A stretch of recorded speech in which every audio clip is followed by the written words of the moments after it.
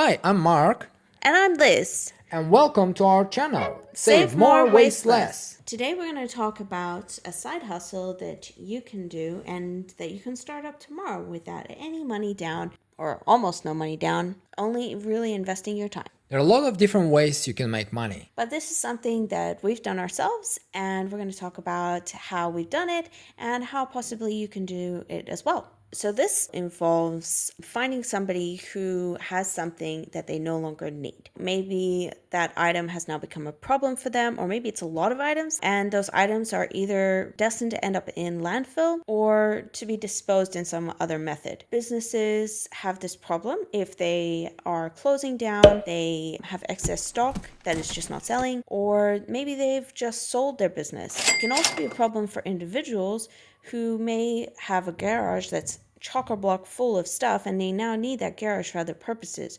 Or maybe they're moving house. Maybe they're decluttering and they need to clear that place out so that they can sell the property. Or maybe they're doing a renovation. There could be many reasons that somebody needs to clear out and it's costing them money to hold on to those items. And it can be very stressful. So this is where you can come in and you can actually give them a hand by clearing that stuff out. It's not only good for them because they get to save money and time and have less stress on their hands, but it's also good for the environment because those items don't end up going into the landfill. Then you can also be helping yourself out by creating yourself a new side hustle, which is to then take those items and upsell them elsewhere. So before the items end up in the tip, sometimes those same people will try to either give those items away for free online, or will try to sell them for usually quite a reasonable amount of money. You can contact those people, go onto your local Glassfield's website. For Australia, that's Gumtree, the same in UK, in South Africa, United States, it's Craigslist. You can check Facebook, ads and classified ads like that, and some Even other local like platforms. eBay and places like that. Sometimes you will find like online auction places where somebody is trying to clear an entire warehouse or storage. Like here it's I bid on storage. Places like that where you might be able to find something either for a small amount of money or maybe even for free. You look out for people who need help with clearing storage, a warehouse, a garage. Make an arrangement to view the items and make sure it's something that you actually are going to be able to take. And then you come in there and actually help them to clear it out. Take everything that you have agreed you're going to take, and if possible, take everything completely, because people who are in those situations, that's what they need. And be punctual, be polite, not be a picky customer who just wants one or two items. Nobody wants that. It's not helpful. Come and genuinely be there to give them a hand, to try to help them to remove those items. But at the same time, you're there to get something that can benefit you and that can not end in landfill. Like Elizabeth said, a very important point about picking, as they call it, cherry picking, is basically I want this, I don't want that. One of the people who were getting rid of all that, his name was Brian. He said, look, I'm interested in I don't want anything for it. You can have it all, but no cherry picking. You can't have like, I want this, I want that. We were after glass cabinets. I knew I could sell glass cabinets. They were new, they were in amazing condition, never been even assembled. I knew I could get at least $300 to $500 for each glass cabinet. That's for sure. Not only I've done my research, but also I sold some in the past, and the ones that I sold were used.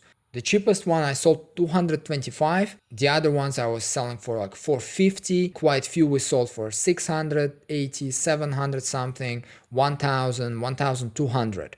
So I told Brian that I'm after glass cabinets only. However, I can pick up everything, but I don't want to pick up any trash. I don't know, like some people might have a pile of asbestos and they might want you to remove that. But most of the time, people don't give away trash like this. Obviously, always inspect. So I told him, let's meet.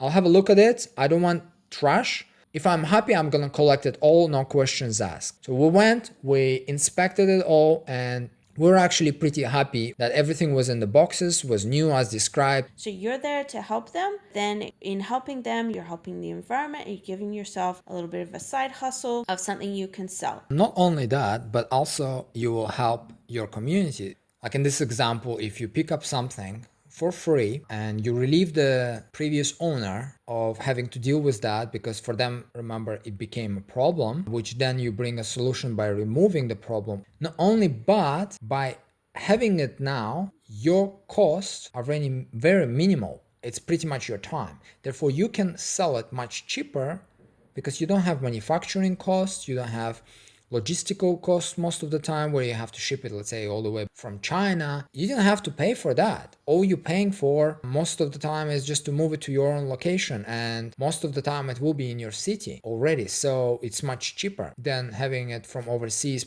So because you didn't pay much, what ends up being, you can undercut the market. You can sell it cheaper, therefore you will sell it, therefore you will help your community. So basically, we got this shop supplies which are meant to be for business to business. Basically, this business was selling it to other businesses like restaurants, shops, boutiques, where you can hang things, display things. By offering something like this under value, much cheaper, for half price, 1/3 of its price, or 1/4, like 25% of its value, many businesses are able to afford those items simply because you're that much cheaper and nothing is wrong with the item and the item is new. So there you go.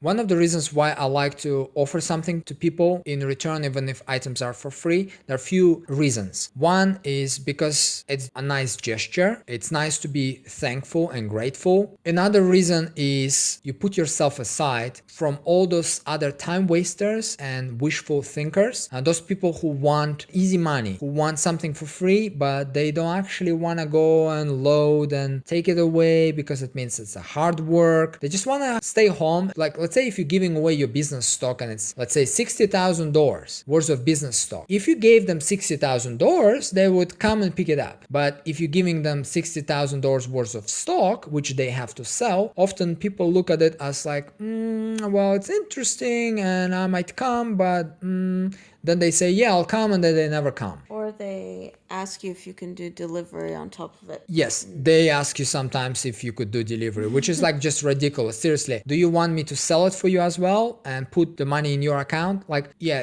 don't be like this. What I do, instead of asking questions, is it still available, or I'll come, can I pick up a few boxes? I say, okay, if it's available, I'm interested. I'll come, I'll collect it all. I'm happy to offer you something as a token of my appreciation. If you drink wine, maybe a bottle of wine. If you drink beer, maybe a pack of beer. Like one gentleman we met before this, we found some business stock. It was business that got sold, and he had a jewelry shops and jewelry line. Basically, he had a warehouse, everything got sold, so he was closing the warehouse. He had more than $100,000 in bond sitting there for the warehouse, and if he didn't close his warehouse in the next month or two, all this money, they will be basically eaten by the rent, which he no longer was making money from because business got sold. So he was just clearing the warehouse real quick and he needed it gone. He had this beautiful 10 showcases, I'll include the photos, which he was giving away for free. Each showcase he spent $10,000 to make. That was $100,000 worth of showcases. Unique, custom-made, very beautiful showcases. They were not new, they were already assembled, they were a bit scratched, but I knew that I could still sell them. Maybe not for 10,000 as they used to be, maybe for 1,000, maybe for 500. Even if I sell them for 500, that's $5,000. So when we arrived there and I told him, okay, I'm taking them all, and we agreed, everything was fine. And then I said to him, look, I want to say thank you to you. I want to, if you drink, maybe I'll give you a bottle of vodka as respect from me to you. He said, no, you don't have to. I'm like, look, I'll buy one anyway and I'll bring it. I would rather buy something that you actually appreciate and like rather than buying you alcohol that you're not gonna drink.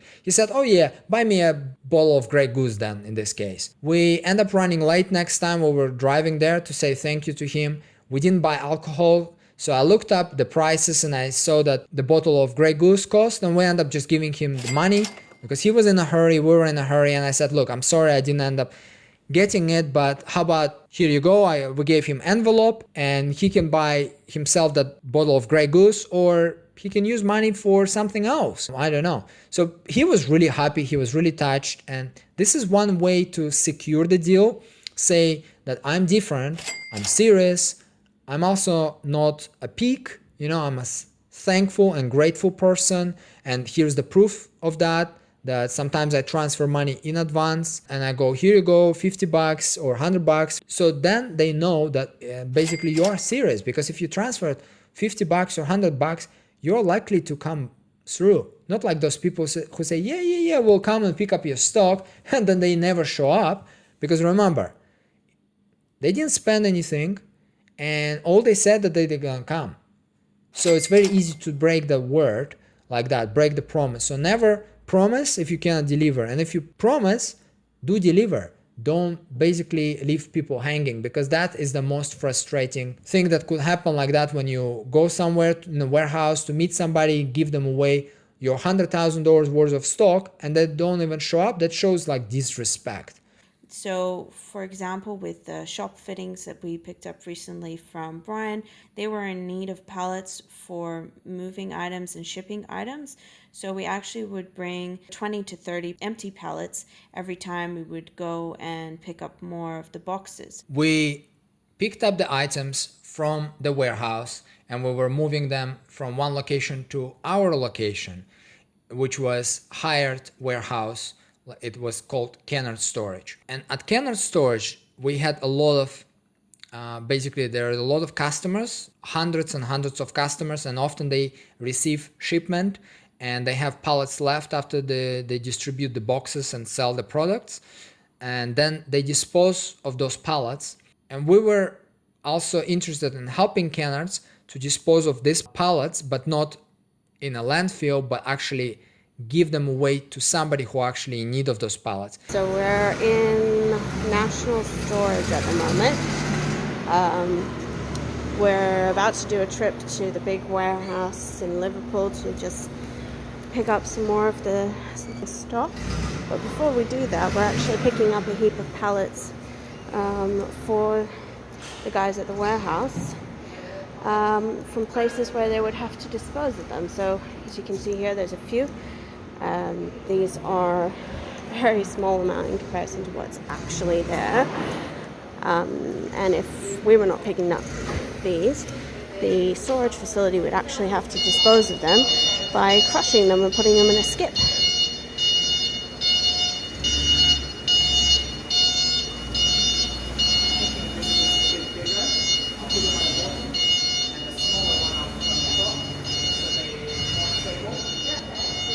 As you can see, there are lots of these, and this is just one day's worth.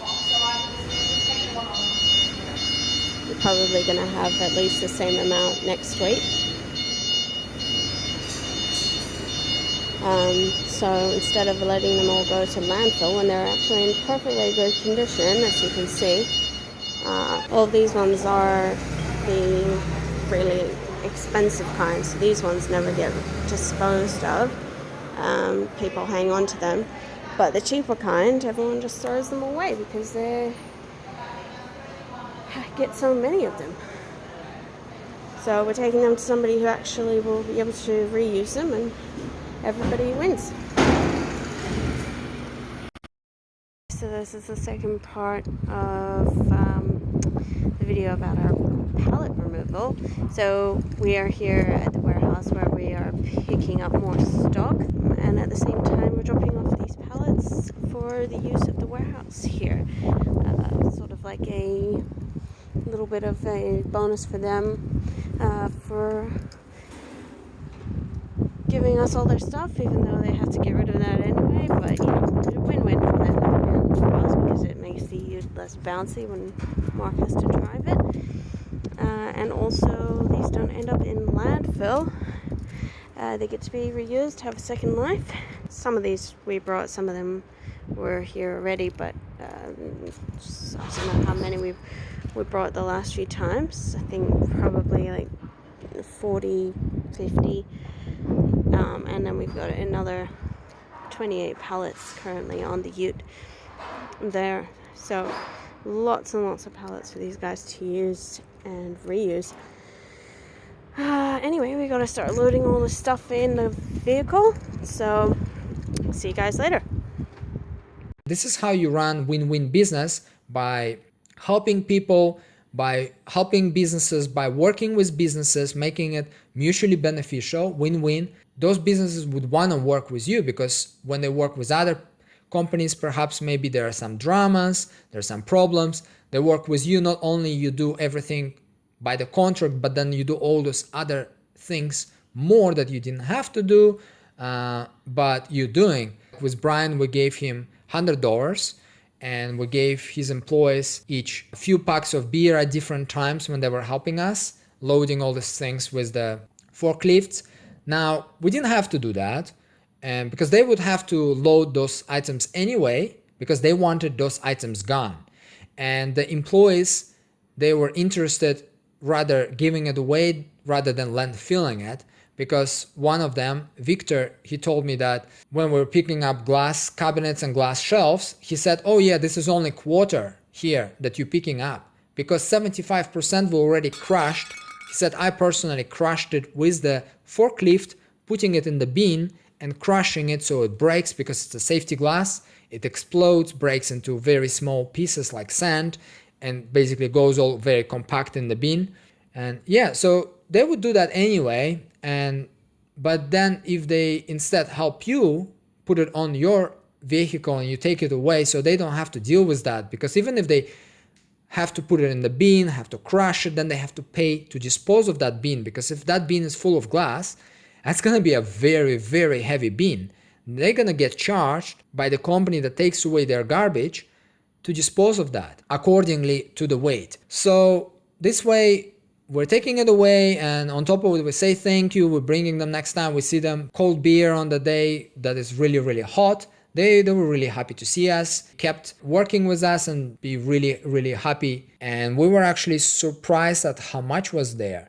We were talking about 20 to 25 pallets at first. We collected those, and as we collected, then they offered us 45 more pallets, because we were so easygoing with them and we were doing everything professionally from our side. We said we're gonna show up, we showed up. We said we're gonna pick it up, we picked it up. Not all at the same time, obviously, but we made a schedule with them. We said, okay, today we're gonna collect 4 pallets, then we're gonna come back in the evening, we're gonna collect 4 more, if you can take them out for us. And then we're gonna come back on Thursday, we're gonna collect again 6 to 8 pallets, like 3 and 3 or 4 and 4 in 2 trips, and then we're gonna come back and do the same on Friday. So this way we were able to collect about 8 pallets per time, so about 24 pallets in like 3 transactions. They were pretty happy with that because we were taking everything. Not only, but then because they were happy that we agreed and we were following our agreement, we were following what we promised, they offered us more, and they said, hey, we have about 40 to 45 pallets more. And we repeated that process, we collected it all, and still it was not everything. Then they contacted us again and said there's more. So counting all the things, pool room, pallet racking, the actual shop fittings, altogether about 120 pallets.